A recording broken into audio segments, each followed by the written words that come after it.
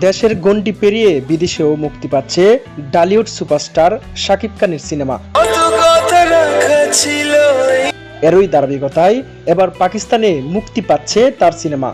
শুধু কি তাই, পাকিস্তানেও যেতে চাচ্ছেন এই নায়ক।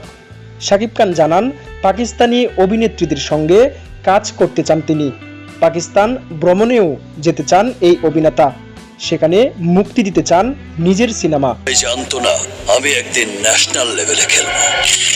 সম্প্রতি দুবাইয়ের গোল্ডেন ভিসা হাতে পেয়েছেন শাকিব খান।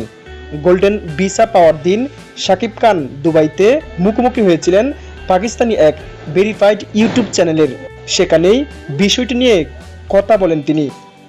শাকিব খানের কাছে জানতে চাওয়া হয়, যদি ভবিষ্যতে তার সিনেমা পাকিস্তানে মুক্তি পায় বা তিনি পাকিস্তানের অভিনেতা অভিনেত্রীর সঙ্গে কাজ করেন তাহলে কেমন লাগবে। উত্তরে শাকিব খান বলেন, এখন আমি পরিকল্পনা করছি পাকিস্তানে সিনেমা মুক্তির। আমরা তো এর আগে একসঙ্গে বহু কাজ করেছি। শবনম জি পাকিস্তানেও লিজেন্ড, বাংলাদেশেও লিজেন্ড, নাদিম জিও, তারা সহ বহু শিল্পী বাংলাদেশের সিনেমাতে কাজ করেছেন। বাংলাদেশের বহু শিল্পী পাকিস্তানে কাজ করেছেন। আমরা আবারও পরিকল্পনা করছি পাকিস্তানে কিভাবে সিনেমা মুক্তি দেওয়া যায়।